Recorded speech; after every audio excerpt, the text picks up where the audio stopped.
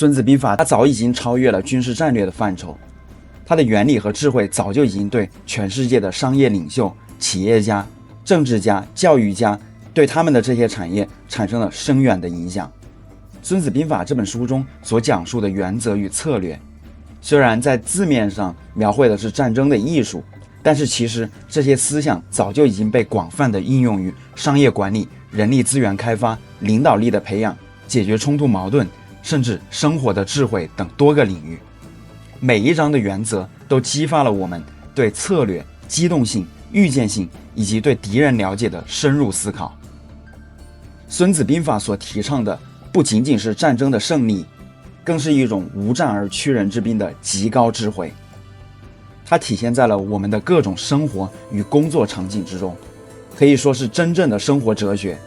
好，接着分享我们讲到的第8章九变篇，它讲的是我们应该如何掌控命运的变数。在这一章中，孙子深入地探讨了战争中的不同情境以及如何应对这些变化。他强调了将帅在指挥军队时需要灵活应变，依据地形、环境、敌人状态等因素做出最有利的选择。孙子也点出了5种最有可能威胁到将帅成功的危险，并介绍了我们应该如何避免这些危险，以取得最终的胜利。孙子说，凡是用兵的原则中，将军接受君主的命令，统合军队，集结成军，在开阔的地带不能停留，在交通节点、交通要道的地方，我们要联合和结交诸侯，在绝地里不能停留，在被包围的地方，我们则要进行谋划，在绝望的地方，我们则要战斗。有些路我们不该走，有些军队我们也不该攻击，有些城市我们不该攻占，有些土地我们不需要争夺。不合乎上述9变的，即使是君主的命令，我们也可以将在外，君命有所不受。所以如果一个将军了解9变的优点，就懂得用兵了。只有懂得9变的优点，在我们知道了地形之后，就会利用好土地的优势。作为军队的指挥官，如果我们能够了解9变的技巧，那么在知道了武力之后，就能够充分地发挥军队的战斗力。所以有智慧的人的思考必定涉及到利益和危害的考量，智者会综合考虑利益，从而确保我们的计划是可靠的。我们也会综合考虑危害，从而解决潜在的问题。所以要想让诸侯屈服，就要用诸侯最害怕的事情去威胁他；要想抑制诸侯，我们就要用最危险的事情去困扰他。如果想让诸侯来归附我们，就要用利益来吸引他们。所以使用军队的方法不是依赖敌人不来，而是依赖我们有能力等待他们。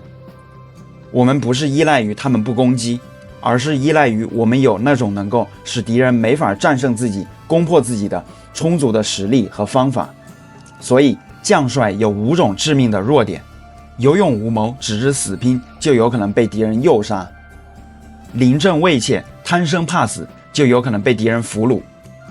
急躁易怒，一触即跳，就有可能受敌凌辱而妄动；廉洁而爱好名声，过于自尊，就有可能被敌侮辱而失去理智。如果将帅溺爱民众，就有可能被敌烦扰而陷入被动。这5种都是将领最容易犯的错误，也是军队的灾难。如果军队被击败，将军被杀，那原因一定在这5种弱点之中。所以孙子的9变不仅仅是军事策略的智慧总结，也可以视为人生哲学的宝藏。无论是在战争还是在生活中，我们都需要灵活应变。面对变化多端的情境，我们应该善于因地制宜，善于灵活的具体情况具体分析，采用多种方式。同时，每个人的性格和生活态度等多种因素也会对我们的生活结果产生深远的影响。我们要学会管理自我，调节自我的情绪，化解自我的情绪，以避免自身的弱点成为阻碍我们成功的风险。总的来说，我们生活当中所面临的种种挑战，就如同战场中的敌人一样，我们要适应变化，了解自我，善于策略，这样我们才能够在生活的挑战中取得我们所想要的胜利。第9章行军篇，地形策略的智慧。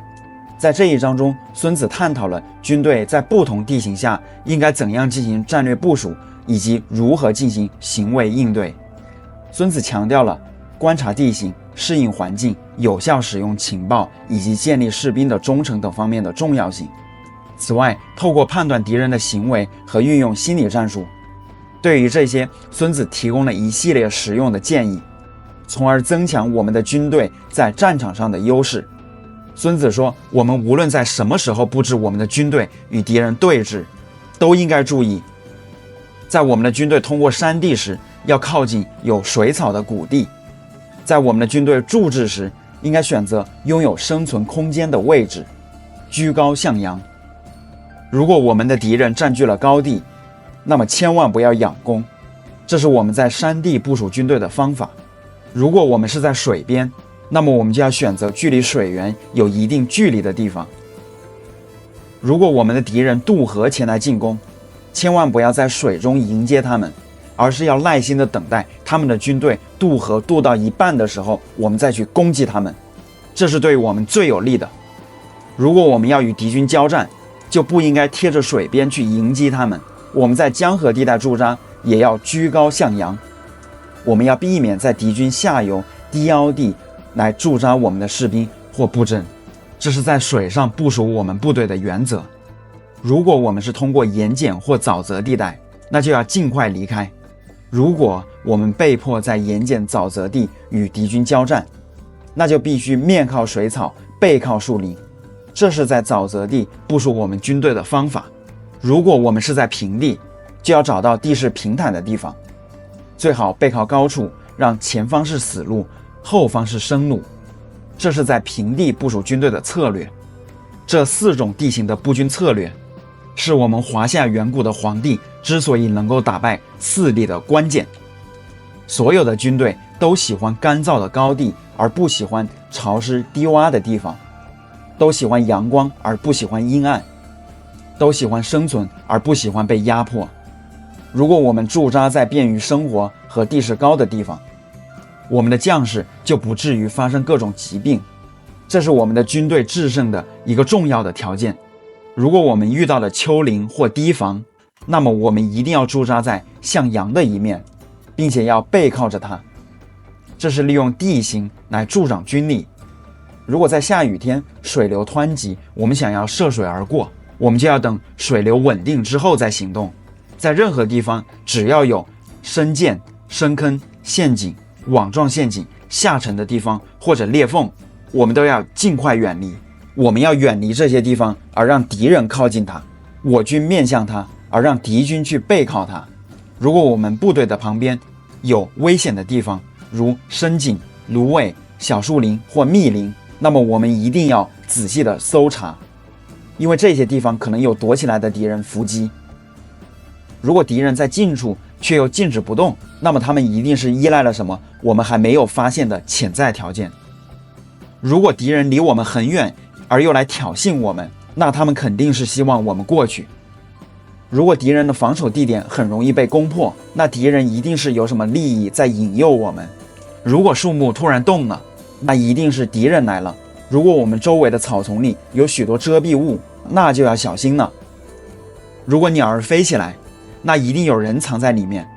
如果野兽惊慌，那一定是敌人大举来袭。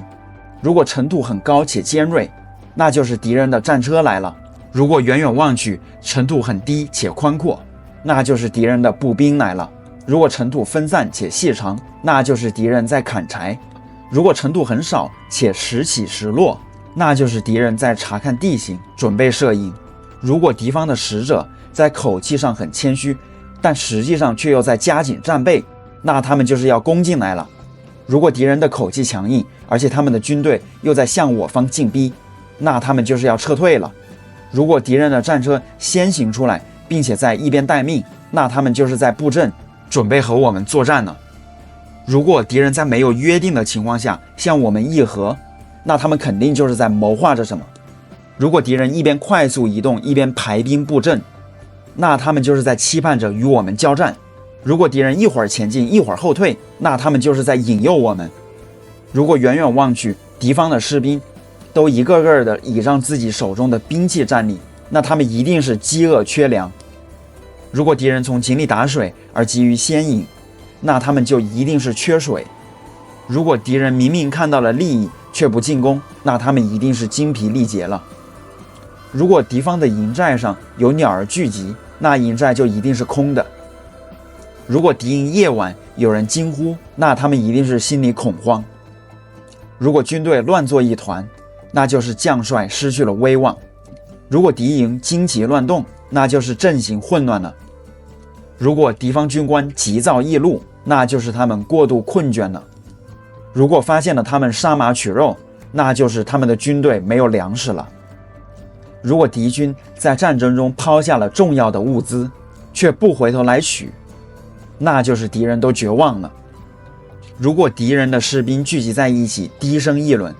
那就是他的将领不得人心。如果发现了他们再三犒赏士卒，那就是敌人已经没有别的办法了。如果敌人一再重罚部署，那就是敌军陷于了困境。如果将帅先对士兵残忍，然后再让他们畏惧，那就是不善于统领士兵的表现。敌人借故派使者来谈判的，那他们一定就是想休兵息战。如果敌军盛怒前来，却长时间不交战，也不离去，那我们就要小心翼翼地观察。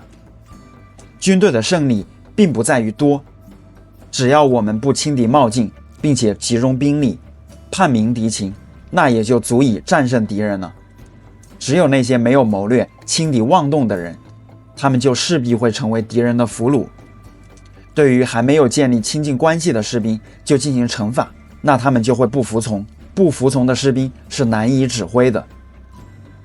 对于已经建立了亲近关系的士兵，如果惩罚不能公正的实施，那这样的军队也是不能打仗的。所以要用政治道德教育士卒，同时用军规军法来统一步调，这样才能确保我们的获胜。只要我们平常时能够认真执行命令，教育士卒，我们的士兵就会养成服从的习惯。我们之所以能在平日里认真执行命令，那是因为将帅跟士卒互相信任。好了，在这一章中，孙子提供了深刻的洞见，这不仅仅是对古代战争，更是对现代生活、职场以及人际关系的一种启示。这让我们能够更好地了解怎样才能够在困难的环境中适应和生存，怎么样有效地判断和应对各种各样的情况。孙子强调了情报、忠诚和心理策略在决定战争和日常生活的结果中所起的重要作用。作为个人或组织，理解和运用这些原则，可以帮助我们在不确定的世界中保持敏锐。好，下一章地形篇，我也会在这几天加班加点的更新，订阅支持我一下吧，非常感谢。让我们幸福喜悦吧，因为我们如今正在经历的疯狂，实际上是一种幻象，它逼着越来越多的人觉醒。可是呢，我们也要同情那些没法觉醒的人，因为世间的种种现象啊，造成了我们个体与灵魂的分离。我们会在螺旋上升的水晶上继续我们意识的进化，我们正在获得内心的勇气，将自己交给了灵魂，迈向了完全未知的领域。我是谁？我来到这个世界上究竟要做什么？进化的新阶段已经开始，意识到无限的爱会让我们开启一场前所未有的灵魂旅程。